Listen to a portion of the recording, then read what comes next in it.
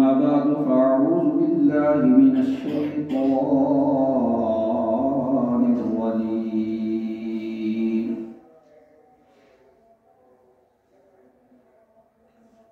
بسم الله الرحمن الرحيم.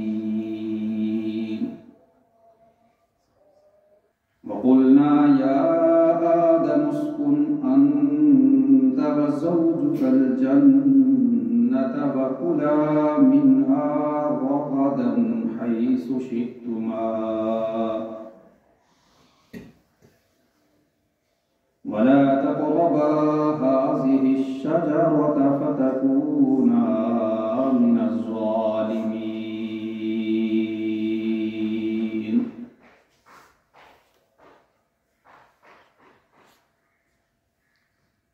صدق الله العظيم وصدق رسوله النبي الكريم ونحن على ذلك لمن الشاهدين والشاكرين والحمد لله رب العالمين. يا رب صل وسلم دائما أبدا على حبيبك خير الخلق كلهم.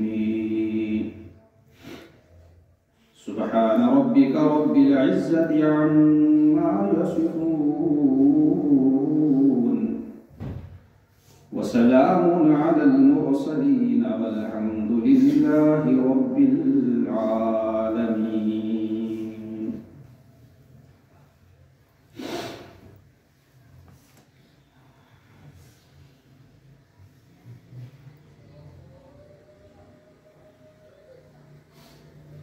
لائق سب تعظیم قابل احترام بزرگوں دوستوں اور ساتھیوں،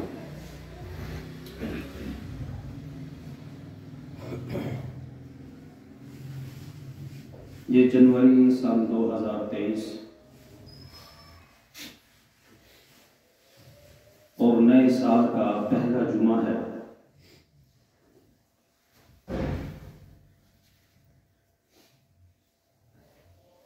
اللہ رب العزت اس نئے سال کو ہمارے لیے، امت مسلمہ کے لیے خیر کا، رحمت کا سال بنائے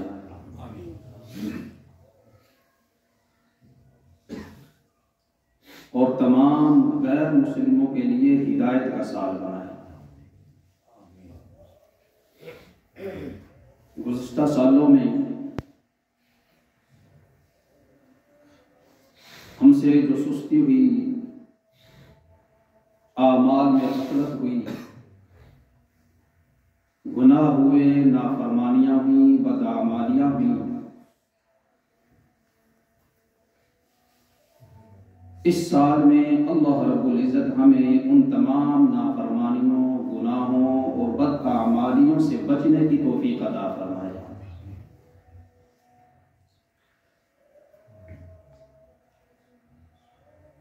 تسلسل کے ساتھ سورہ بقرہ کی تفسیر عرض کی جا رہی ہے۔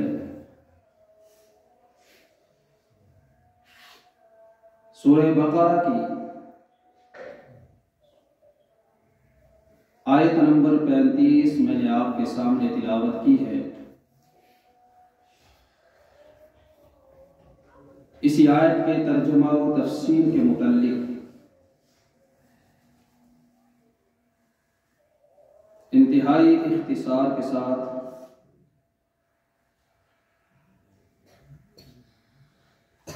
گفتگو آپ کے سامنے عرض کروں گا۔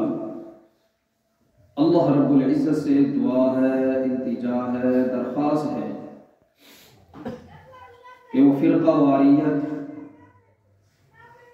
افراط و تفریط، طنز و تنقید سے بچتے ہوئے خالصتاً قرآن و حدیث کی روشنی میں مجھے حق سچ کہنے کی توفیق عطا فرمائے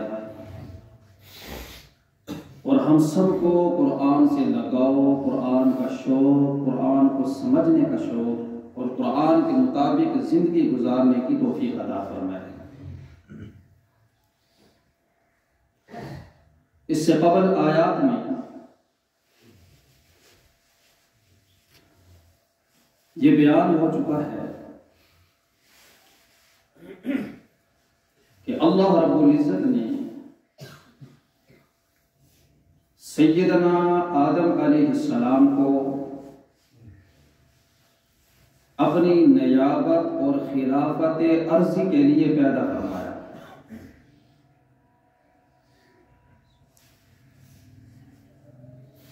اور پھر فرشتوں پر ان کی علمی قابلیت اور مقام کو ثابت کیا، مزید ان کے شرف، مقام اور مرتبے کو ظاہر کرنے کے لیے اللہ رب العزت نے فرشتوں کو سیدنا آدم علیہ السلام کے سامنے سجدہ کرنے کا حکم دیا، جس کی تعمیل میں تمام فرشتوں نے سیدنا آدم علیہ السلام کو سجدہ کیا سوائے ابلیس کے۔ ابلیس نے نافرمانی کی، تکبر کیا اور سجدہ کرنے سے انکار کر دیا۔ چنانچہ اس پر اللہ رب العزت کا عتاب نازل ہوا، اپنی بارگاہ سے راندہ درگاہ کر دیا۔ اللہ رب العزت نے اپنی بارگاہ سے اسے دفع دور کر دیا۔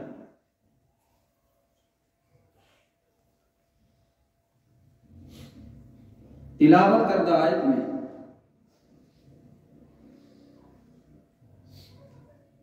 یہ بات بیان کی گئی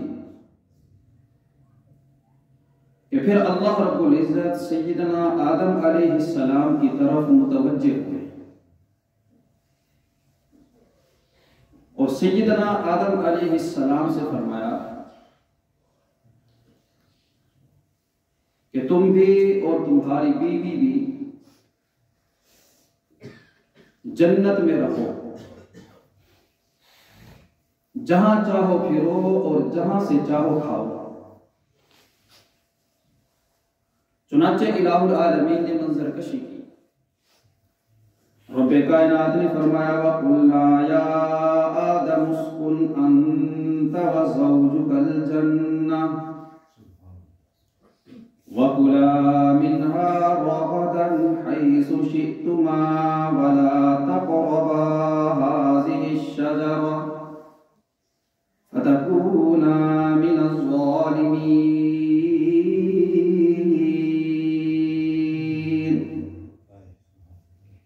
الہ العالمین نے فرمایا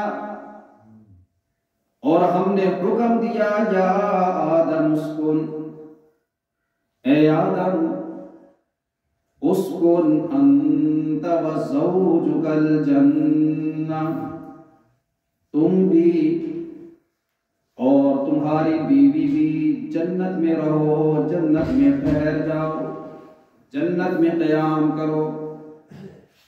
انت وزوجک الجنہ، تم بھی اور تمہاری بیوی بھی جنت میں ٹھہر جاؤ، جنت میں رہو۔ وَكُلَا مِنْهَا رَغَدًا، اور جنت میں کھاؤ پیو، رغدًا فراوانی کے ساتھ، فراغت کے ساتھ، وسعت کے ساتھ، حیث شئتما، جہاں سے چاہو کھاؤ پیو، کوئی روک ٹوک نہیں، کوئی رکاوٹ نہیں، کوئی حد بندی نہیں۔ وَلَا تَقْرَبَا هَٰذِهِ الشَّجَرَةَ، لیکن ایک بات یاد رکھنا کہ اس درخت کے قریب نہ جانا، فَتَكُونَا مِنَ الظَّالِمِينَ، وگرنہ تم نا انصافوں میں سے ہو جاؤ۔ فرمایا اے آدم انت وزوجک الجنہ، تم بھی اور تمہاری بیوی بھی۔ یہاں زوجک سے مراد حضرت حوا علیہ السلام ہے۔ حضرت حوا علیہ السلام کی پیدائش کیسے ہوئی اور کیوں کر ہوئی، اس کے بارے میں علماء مفسرین فرماتے ہیں کہ جب اللہ رب العزت نے سیدنا آدم علیہ السلام کو پیدا فرما دیا تو سیدنا آدم علیہ السلام نے تنہائی محسوس کی، چنانچہ ان کے دل کے اندر یہ چاہ اور خواہش پیدا ہوئی، اس بات کی طلب پیدا ہوئی کہ میرا کوئی ہمزاد ہونا چاہیے، کوئی ہم جنس ہونا چاہیے کہ جس کے ساتھ میں مانوسیت حاصل کروں۔ چنانچہ ایک دفعہ سیدنا آدم علیہ السلام سوئے ہوئے تھے تو اسی نیند کی حالت میں اللہ رب العزت نے فرشتوں کو حکم دیا کہ سیدنا آدم علیہ السلام کی پسلی کو چاک کیا جائے۔ چنانچہ اللہ کے حکم سے فرشتوں نے سیدنا آدم علیہ السلام کی پسلی کو چاک کیا۔ پھر ایک روایت کے مطابق پسلی سے ایک خاص قسم کا مادہ نکال کر اس سے اللہ رب العزت نے حضرت حوا علیہ السلام کو پیدا فرما دیا، اور ایک روایت کے مطابق پسلی سے ہی اللہ رب العزت نے اما حوا علیہ السلام کو پیدا فرمایا۔ اور اس ساری کارروائی کے دوران سیدنا آدم علیہ السلام کو کوئی تکلیف محسوس نہیں ہوئی، اور اس سارے معاملے کے دوران میں سیدنا آدم علیہ السلام کی نیند میں بھی کوئی خلل نہیں آیا، انہیں کوئی ڈسٹربنگ بھی نہیں ہوئی۔ چنانچہ جب سیدنا آدم علیہ السلام بیدار ہوئے، آنکھ کھلی تو کیا دیکھتے ہیں کہ حضرت حوا علیہ السلام ساتھ بیٹھی ہیں، میری ایک ہم جنس ساتھ بیٹھی ہوئی ہے، تو دیکھ کر بڑے حیران ہوئے، اور اسی حیرانگی کے عالم نے پوچھا کہ تم کون ہو؟ غیب سے اللہ کی آواز آئی کہ یہ ہماری بندی حوا ہے، اور ان کو ہم نے تمہارے لیے پیدا کیا ہے، اس کا ہم نے تم سے نکاح کر دیا، یہ تمہاری بیوی ہے۔ اور ایک روایت میں جو متکلم فی روایت ہے، ایک ضعیف روایت ہے، ضعیف روایات میں یہ بھی آتا ہے کہ جب سیدنا آدم علیہ السلام نے حضرت حوا کی طرف ہاتھ بڑھایا تو پھر غیب سے آواز آئی کہ پہلے اس کا مہر ادا کرو۔ سیدنا آدم علیہ السلام نے پوچھا اس کا مہر کیا ہے؟ تو غیب سے آواز آئی کہ میرے آخری پیغمبر جناب محمد رسول اللہ صلی اللہ علیہ وسلم پر 10 مرتبہ یا ایک روایت میں 15 مرتبہ درود شریف پڑھو، یہ ان کا مہر ہے۔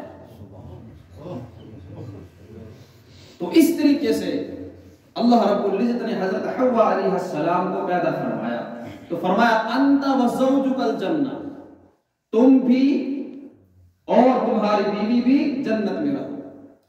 تو حضرت حوا علیہ السلام کو کیونکہ پسلی سے پیدا کیا گیا اور پسلی کے اندر ٹیڑھا پان ہوتا ہے، پسلی میں کجی ہوتی ہے، یہی وجہ تھی کہ نبی کریم رؤوف الرحیم رحمت للعالمین خاتم النبیین جناب محمد رسول اللہ صلی اللہ علیہ وسلم نے فرمایا، لوگوں عورتوں کے متعلق میری وصیت یاد رکھو کہ عورت کو پسلی سے پیدا کیا گیا ہے اور ان کی طبیعت میں فطری طور پر ٹیڑھا پن اور کجی پائی جاتی ہے، لہذا ان کو بالکل تیر کمان کی طرح سیدھا کرنے کی کوشش نہ کرنا۔ اگر تم ان کو سیدھا کرنے کی، زیادہ سیدھا کرنے کی کوشش کرو گے تو توڑ بیٹھو گے۔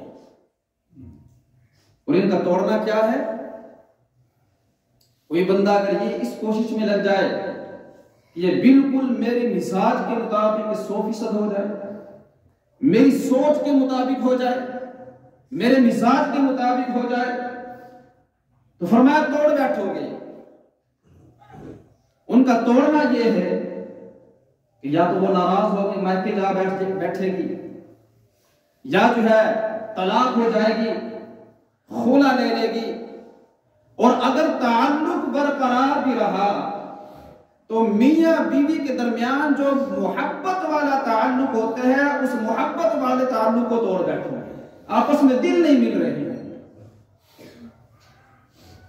اس لیے فرمایا کہ ان کی طبیعت کے اندر فطری طور پر کجی ہے، اس کجی کے ہوتے ہوئے برداشت کرو اور ان کے ساتھ زندگی بسر کرو۔ یہی وجہ تھی کہ نبی پاک صلی اللہ علیہ وسلم نے ایک موقع پر یہ بھی ارشاد فرمایا، خیارکم خیارکم لأہلہ، کہ تم میں سب سے بہترین بندہ وہ ہے جو اپنی بیوی کے حق کے اندر بہتر ہو، جو اپنے بیوی کے معاملے میں اچھا ہو، اپنی بیوی کے حق میں اچھا ہو، وہ تم میں سب سے بہترین ہے۔ دینی اعتبار سے، اخلاق میں، معاملات میں، معاشرت میں، رہن سہن میں، زندگی بسر کرنے میں جو اپنی بیوی کے حق کے اندر اچھا ہے وہ تم میں سب سے بہترین ہے۔ اور فرمایا وَأَنَا خَيْرُكُمْ لِأَهْلِي، میں تم میں اپنی بیویوں کے حق میں، اپنی بیویوں کے معاملے میں، اپنی بیویوں کے ساتھ زندگی بسر کرنے میں، اخلاقیات، معاملات اور معاشرت کے اندر تم میں سب سے اچھا، سب سے بہتر ہے۔ چنانچہ نبی پاک صلی اللہ علیہ وسلم اپنی بیویوں سے محبت کا برتاؤ کیا کرتے تھے، خوش دلی کا برتاؤ کیا کرتے تھے، محبت کا اظہار فرمایا کرتے تھے۔ ام المومنین عفیفہ کائنات صدیقہ کائنات ام عائشہ صدیقہ رضی اللہ عنہا فرماتی ہیں کہ اما خدیجہ رضی اللہ عنہا کی وفات کے بعد نبی کریم صلی اللہ علیہ وسلم سیدہ خدیجہ رضی اللہ عنہا کا محبت میں اس قدر تذکرہ فرماتے تھے، اس قدر تذکرہ فرماتے تھے کہ مجھے بی بی خدیجہ پہ رشک آیا کرتا تھا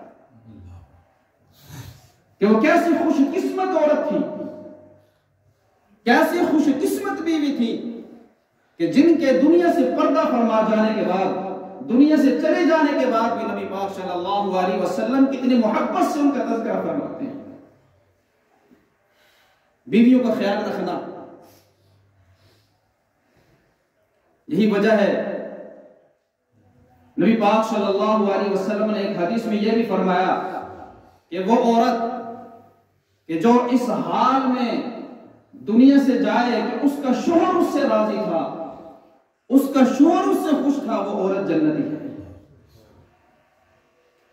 فرماتی ہیں مجھے بڑا رشک کرتا تھا، اما خدیجہ رضی اللہ عنہا وہ خوش قسمت عورت ہیں کہ جن سے نبی پاک صلی اللہ علیہ وسلم خوش ہیں، اور بار بار ان کی محبت کا تذکرہ فرماتے ہیں کہ خدیجہ ایسی تھی، خدیجہ ویسی تھی، خدیجہ نے میری یہ مدد کی، خدیجہ نے مجھے یہ تسلی دی، خدیجہ میرے ساتھ ایسے معاملہ کرتی تھی، ایسے محبت فرماتی تھی، بار بار ان کی قربانیوں کا ذکر کیا کرتے تھے۔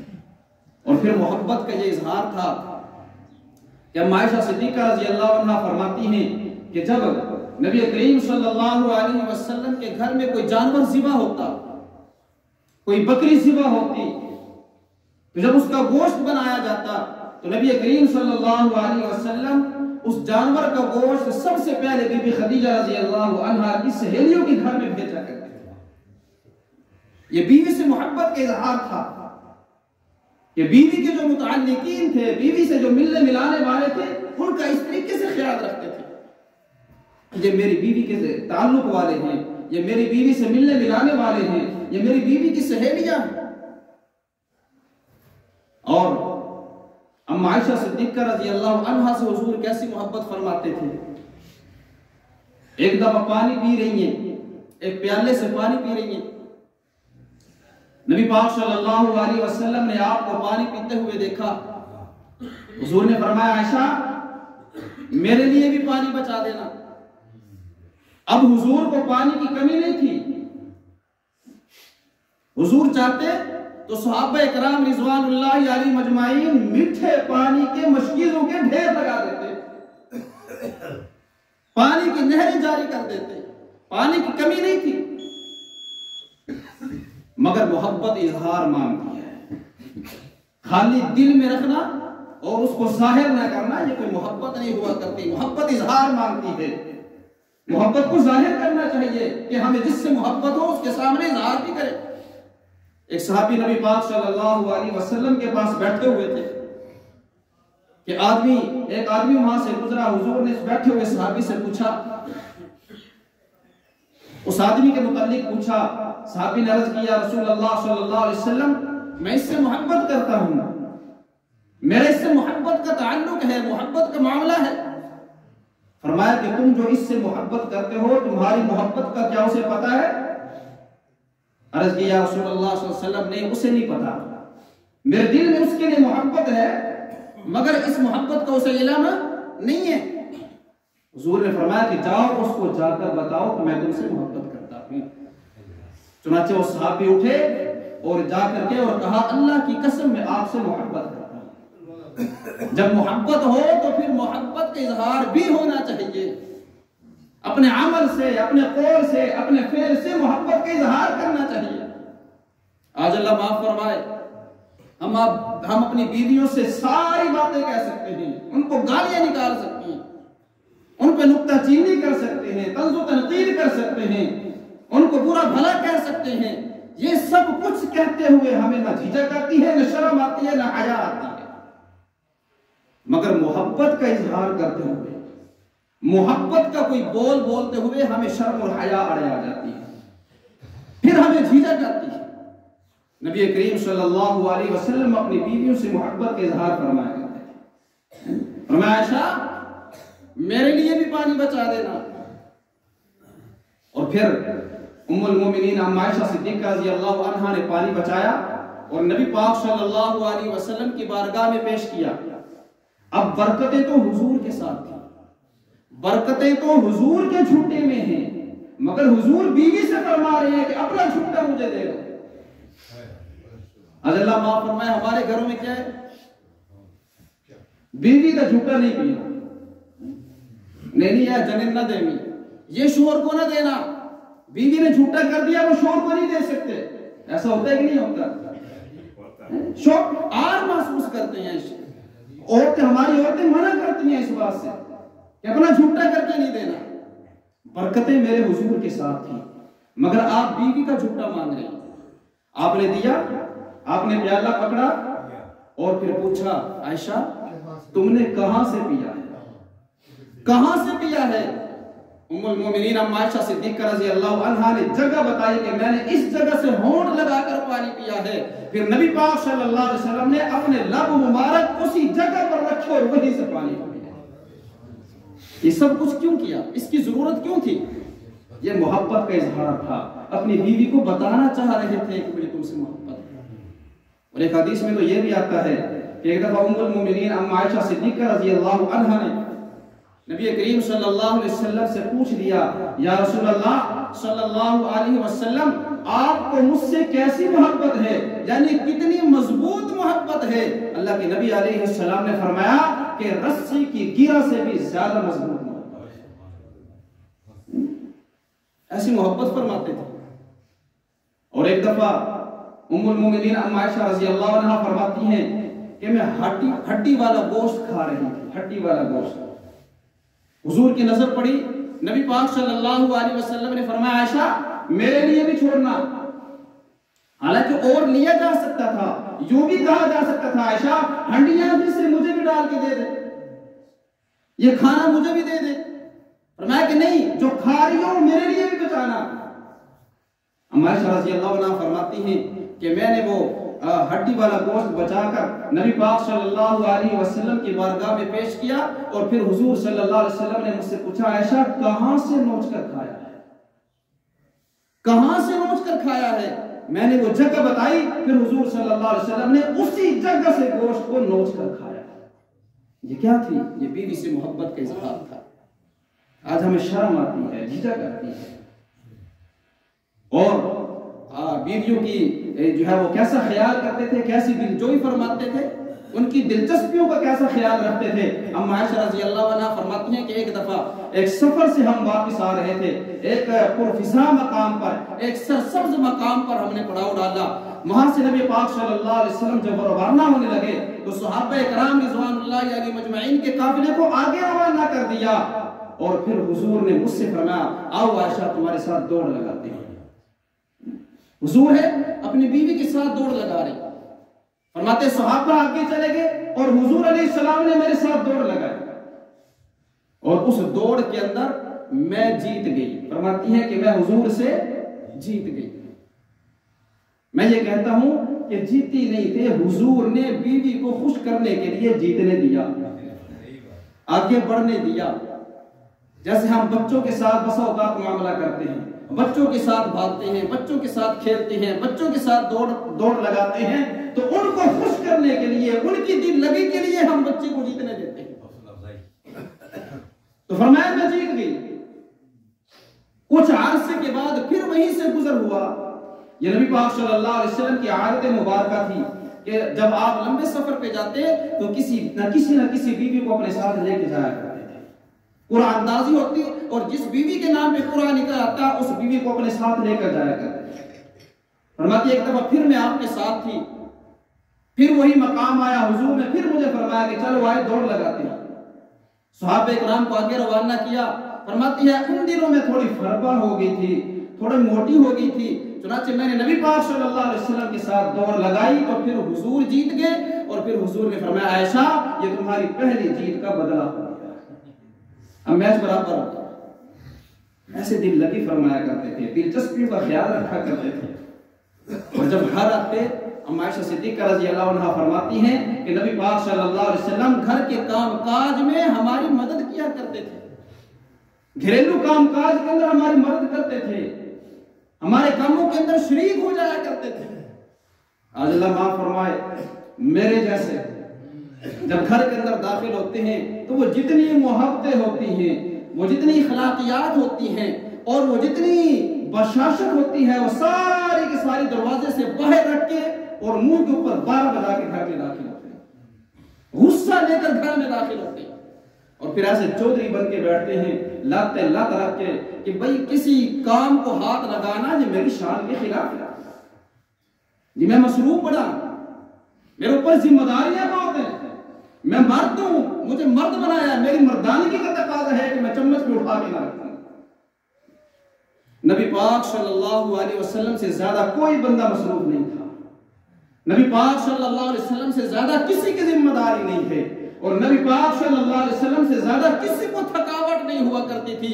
تمام تر مصروفیت کے باوجود، تمام تر تھکاوٹ کے باوجود، تمام تر ذمہ داری کے باوجود جب حضور گھر میں تشریف لے جاتے تو بیویوں کے ساتھ کام میں شامل ہو جایا کرتے تھے۔ تو بہرحال عرض یہ کر رہا ہوں کہ حضور علیہ السلام نے فرمایا کہ یہ عورت پسلی سے پیدا کی گئی ہے، اس کی طبیعت کے اندر فطری طور پر ٹیڑھا پن ہے، کجی ہے، لہذا اسی کجی کے ساتھ، اسی ٹیڑھے پن کے ساتھ انہوں نے گزارا کرنا ہے۔ اگر اسے زیادہ سیدھا کرنے کی کوشش کی، بالکل تیر کی طرح سیدھا کرنے کی کوشش کی، اپنا ہم مزاج بنانے کی کوشش کی، جینے میں چاندنا ان سیدھی ہو جائے، جس طرح میں چاہتا ہوں بالکل اس طرح ڈنڈے کی طرح ہو جائے، فرمایا تم توڑ بیٹھو گے۔ اور اس کا توڑنا کیا ہے کہ وہ ناراض ہو کے مائک پہ جا بیٹھے، کھلا لے لے گی، طلاق ہو جائے گی، محبت کا تعلق ختم ہو جائے گا۔ تو بہرحال فرمایا وَقُلْنَا يَا آدَمُ اسْكُنْ، ہم نے کہا یا آدم اسکن انت وزوجک الجنہ، تم بھی اور تمہاری بیوی بھی جنت میں ٹھہری رہو، جنت میں ٹھہری رہو، جنت میں قیام رہو۔ جنت کہتے ہیں ایسا باغ جو درختوں سے چھپا ہوا ہو، اتنے زیادہ درخت اس کے اندر ہوں کہ درختوں کی کثرت کی وجہ سے جو باغ چھپ جائے اسے جنت کہتے ہیں۔ اور اصطلاح میں جنت اس باغ کو کہتے ہیں جس میں بے شمار نعمتیں ہوں۔ جنت کو بھی جنت اس لیے کہتے ہیں اس میں بے شمار لا تعداد نعمتیں ہیں، آدمی کی سوچ ہے، آدمی سوچ ہی نہیں سکتا ہے کہ کتنے اس کے اندر نعمتیں ہیں۔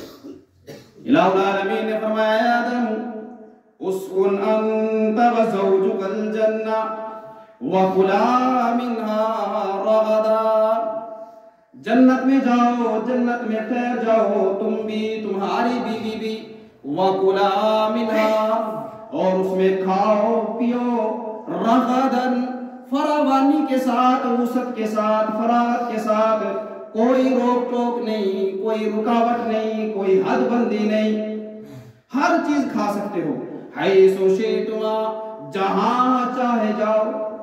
اور یہ جنت جنت الماوا ہے۔ کون سی جنت ہے؟ جنت الماوا۔ یہ جنت وہی ہے جو آسمانوں کے اوپر ہے، جہاں پہ نیک مومن مسلمان وہاں جا کر ٹھہریں گے، نیک لوگ جس جنت میں جا کر ٹھہریں گے یہ وہی جنت ہے۔ بعض لوگ یہ بھی کہتے ہیں کہ نہیں یہ وہ جنت نہیں تھی، یہ جنت اللہ نے یہیں کہیں دنیا کے اندر بنائی تھی جہاں آدم علیہ السلام کو رکھا تھا۔ یہ بات غلط ہے، یہ بات غلط ہے۔ اس جنت سے مراد وہی جنت الماوا ہے۔ فرمایا جنت میں رہو، کھاؤ پیو، کوئی حد بندی نہیں، کوئی رکاوٹ نہیں، کوئی روک ٹوک نہیں، حیث شئتما، جہاں چاہے جاؤ۔ ولا تقربا هذه الشجرة، جنت کی ہر نعمت کھا سکتے ہو، ہر پھل کھا سکتے ہو، ہر فروٹ کھا سکتے ہو، لیکن ایک مخصوص درخت ہے، اس درخت کے قریب نہیں جانا۔ ایک مخصوص درخت ہے، اس کے قریب نہیں جانا۔ ہر چیز کی اجازت ہے، جہاں چاہے جاؤ، جہاں چاہے پھرو، جہاں سے چاہو کھاؤ، جس درخت سے چاہو کھاؤ، لیکن ایک درخت ہے، اس درخت کے قریب نہیں جانا۔ فرمایا وَلَا تَقْرَبَا هَذِهِ الشَّجَرَةَ، اس درخت کے قریب نہیں جانا۔ وہ کون سا درخت تھا؟ اس کے بارے میں مفسرین کے مختلف اقوال ہیں۔ بعض فرماتے ہیں کہ وہ انجیر کا درخت تھا، بعض فرماتے ہیں کہ وہ کھجور کا درخت تھا، اور بعض فرماتے ہیں کہ وہ جو ہے وہ گندم کا درخت تھا، اور یہی قول زیادہ مشہور ہے کہ وہ گندم کا درخت تھا۔ اس کے علاوہ بہت سے اقوال ہیں، لیکن صحیح بات یہ ہے کہ قرآن مجید میں کہیں بھی اس درخت کا ذکر نہیں آیا، اس کی تعین نہیں کی گئی۔ اسی طریقے سے ذخیرہ احادیث کے اندر کسی بھی صحیح حدیث کے اندر اس درخت کی تعین نہیں کی گئی۔ لہذا جب قرآن میں اس کی تعین نہیں ہے اور کسی صحیح حدیث کے اندر اس درخت کی تعین نہیں ہے، تو ہم بھی اپنی طرف سے اس کی تعین نہیں کریں گے۔ یوں کہیں گے کہ کوئی خاص درخت تھا جس کے قریب جانے سے اللہ نے منع کر دیا۔ فرمایا وَلَا تَقْرَبَا هَذِهِ الشَّجَرَةَ فَتَكُونَا مِنَ الظَّالِمِينَ،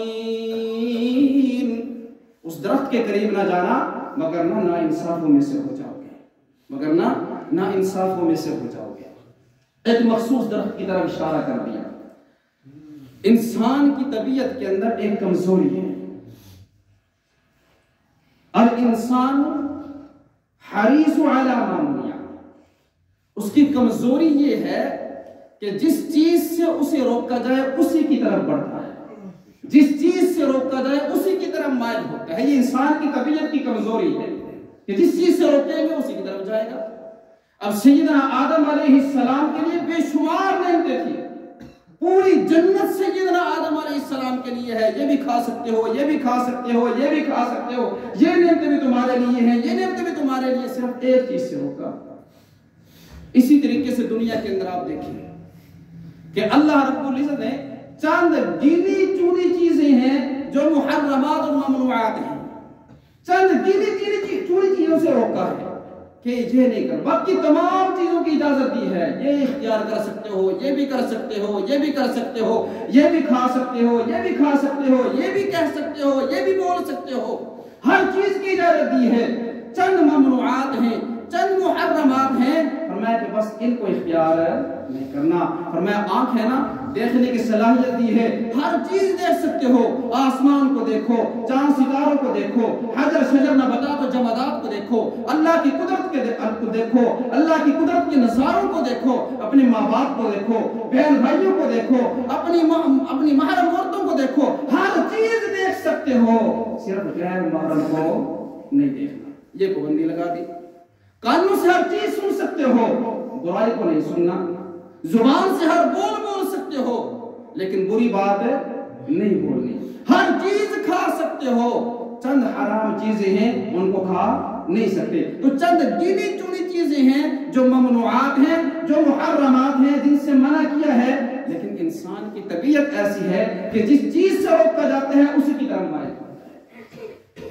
اب وہ اپنی ماں باپ کو اتنا نہیں دیکھتا جتنی غیر عورتوں کو دیکھتا ہے. جن کو دیکھنے کا حکم دیا کہ ماں باپ کی زیارت کرنے سے حج عمرے کا ثواب ملتا ہے، اب اس کو اتنا نہیں دیکھتا، ماں باپ کو اتنا نہیں دیکھتا جتنی اس کی طبیعت جو ہے وہ غیر محرم کو دیکھنے کی طرف مائل ہوتی ہے. سننے کے لیے اللہ نے بہت سی چیزیں سننے کی اجازت دی ہے. قرآن سن سکتے ہو، اللہ کا کلام سن سکتے ہو، نعت شریف سن سکتے ہو، خیر کی باتیں سن سکتے ہو، بیانات سن سکتے ہو، مگر یہ نہیں سنیں گے گانے سنیں گے، طبیعت اس طرف مائل ہوگی. ہر چیز بول سکتے ہو، اللہ کا دین بولو، اللہ کا نام بولو، خیر کی باتیں بولو، بھلائی کی باتیں بولو، وہ نہیں بولیں گے، گالیاں بولیں گے، غیبت کی باتیں بولیں گے، بری باتیں بولیں گے.